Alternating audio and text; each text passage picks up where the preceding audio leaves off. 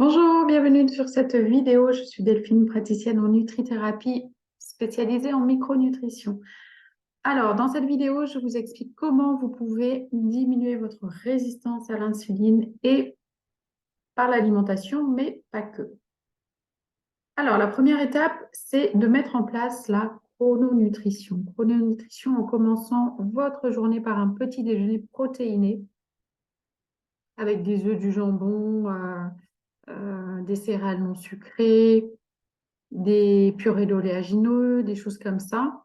Surtout éliminer le pain, beurre, confiture, le petit déjeuner à la française, qui n'est pas du tout physiologique et qui va vous faire monter votre glycémie d'un coup, faire ce qu'on appelle des hypoglycémies réactionnelles, et vous aurez faim 2 heures après, et même toute la journée, parce que ça va déstabiliser votre glycémie sur toute la journée.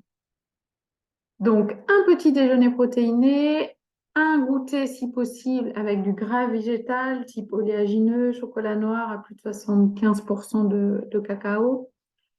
Et puis un dîner léger autour de plutôt à tendance végétarienne pour bien dormir et éviter de faire monter la glycémie trop le soir.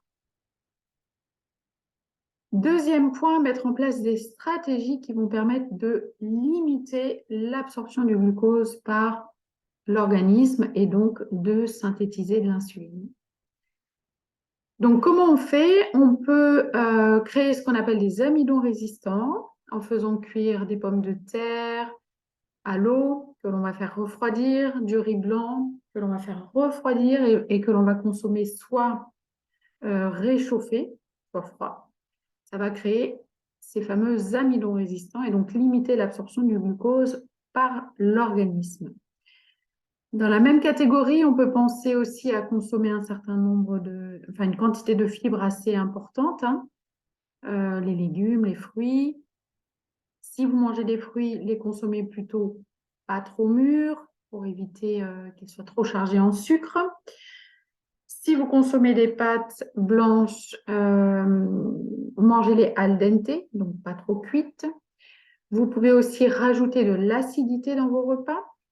Avec une bonne salade bien vinaigrée en entrée, ou bien boire un verre d'eau dans lequel vous rajoutez une cuillère à soupe de vinaigre de cidre bio non pasteurisé. L'acidité va limiter l'absorption du glucose. Intégrer dans vos repas des bonnes protéines, plutôt des œufs, du poisson, limiter l'apport en viande, c'est souvent pro-inflammatoire.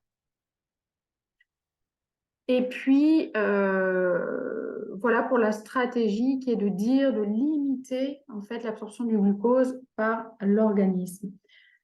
Alors, je fais un focus sur la charge glycémique. La charge glycémique étant un peu différente de l'index glycémique.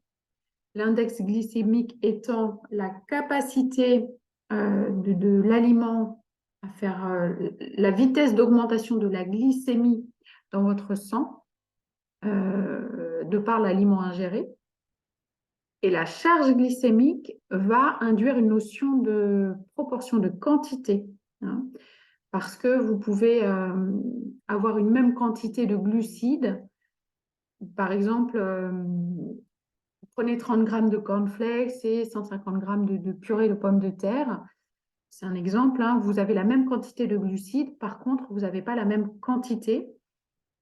Et par conséquent, vous serez beaucoup plus rassasié avec 150 grammes de pommes de terre qu'avec 30 grammes de cornflakes. Donc, la charge glycémique est plus intéressante à prendre en considération quand on a besoin de perdre du poids ou de diminuer sa résistance à l'insuline. Troisième point, les oméga 3, hyper important, effectivement, le bon gras en consommant des poissons gras 3-4 fois par semaine, type maquereau, sardines, thon, saumon. Et puis des huiles à oméga 3, lin, cameline, colza, 2 cuillères à soupe par jour. Tout ça va vous apporter du bon gras qui va être nécessaire et utile pour permettre à l'organisme et du moins au métabolisme glucidique de bien fonctionner. Donc ça va éviter ce qu'on appelle la lipogénèse, donc le stockage du gras, hein, parce que pour mémo, l'insuline est une hormone de mise en réserve. Donc, plus vous sécrétez d'insuline, plus l'organisme va aller mettre en réserve ce gras, donc stimuler la lipogénèse. Elle va aussi stimuler le cholestérol, puisque l'insuline stimule l'enzyme qui synthétise le cholestérol. Donc, en apportant du bon gras, on permet à nos cellules de fonctionner correctement, surtout d'avoir ce qu'on appelle les membranes cellulaires fluides. Donc, ça permet aux récepteurs à l'insuline de bien se positionner et ça permet aux cellules de bien fonctionner entre elles et donc d'activer ce qu'on appelle la lipolyse, donc la fonte du gras. Donc, oméga 3, hyper important dans la perte de poids, pour diminuer la résistance à l'insuline. Alors, la suite, si on veut bien me la donner.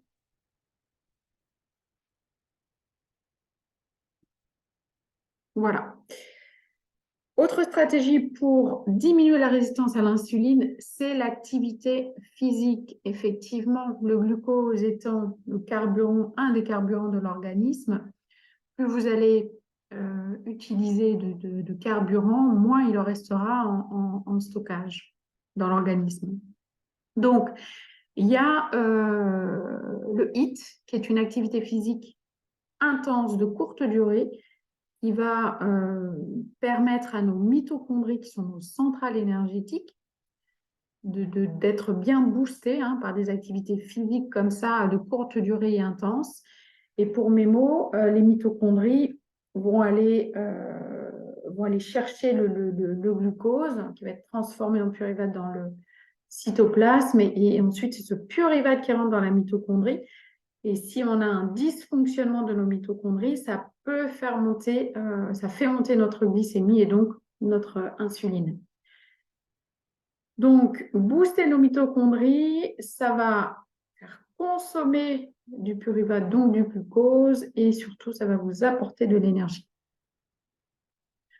Autre stratégie, optimiser le fonctionnement des récepteurs à l'insuline. Et pour ça, il nous faut du magnésium, du zinc et du chrome. Magnésium, chocolat noir à plus de 75%, des avocats, des légumes verts. Si ça ne suffit pas, on partira sur une complémentation type bisglycinate ou glycérophosphate de magnésium, 300 mg par jour de magnésium élément en 3 prises. Du zinc dans lequel vous allez le trouver dans les crustacés comme les huîtres, du fromage comme le parmesan, les mentales, dans les abats, dans les céréales complètes aussi on trouve du zinc. Et puis du chrome dans les aliments, que la banane, la viande rouge, les brocolis, les haricots verts, etc., etc. Autre point très intéressant, le stress, prise en charge du stress. Effectivement, le stress va impacter énormément le fonctionnement de notre organisme. Donc, on peut diminuer notre stress avec des exercices de cohérence cardiaque. Ça, je vous invite à regarder peut-être des vidéos sur YouTube, il y en a plein. L'idée est de faire 3 fois 5 minutes par jour de respiration pour venir en cohérence cardiaque.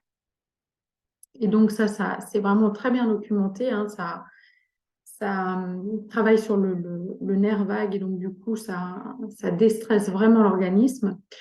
Ou sinon, toute autre activité qui vous conviendra le mieux, comme la sophrologie, le yoga ou autre. Autre point important et intéressant, c'est limiter ce qu'on appelle l'inflammation de bas grade dans notre organisme. L'inflammation de bas grade, ce n'est pas l'inflammation aiguë que l'on connaît. On va s'en apercevoir, soit on va être par la rougeur, la chaleur, la douleur. Ça, c'est de l'inflammation aiguë. Non, l'inflammation de bas grade, c'est une inflammation systémique qui se mesure par la biologie et qui va donc venir perturber en fait les récepteurs à l'insuline. Donc, je vous invite à manger des aliments qui contiennent des caroténoïdes, donc tous les aliments colorés, faites des assiettes colorées avec du jaune, du orange, du rouge. ces caroténoïdes-là vont être transformés dans notre organisme en vitamine A au niveau intestinal. Et puis, exposez-vous au soleil pour la vitamine D, ou plutôt l'hormone D, hein, puisque elle est convertie, il y a une synthèse qui est faite au niveau de la peau lorsqu'on s'expose au soleil, mais on peut aussi trouver la vitamine D dans certains aliments comme les œufs, le beurre, les poissons. Donc tout ceci pour limiter cette inflammation et optimiser le fonctionnement de nos récepteurs, mais pas que, parce que l'inflammation impacte différents métabolismes. Et puis, si tout ceci ne suffit pas, on peut faire appel à des complémentations telles que la berbérine, l'épine vinette, qui va optimiser le métabolisme glucidique et lipidique. Là, on sera sur 1 gramme par jour en 3 prises. Attention, contre-indiqué pour les femmes enceintes. Et il y aura d'autres stratégies aussi qu'on pourra mettre en place avec du curcuma ou autre. Voilà pour cette vidéo. J'espère que cela vous aidera à diminuer votre résistance à l'insuline, à perdre du poids et à être en meilleure santé, optimiser votre santé, votre bien-être. Je vous dis à très vite pour une prochaine vidéo. Merci pour votre écoute.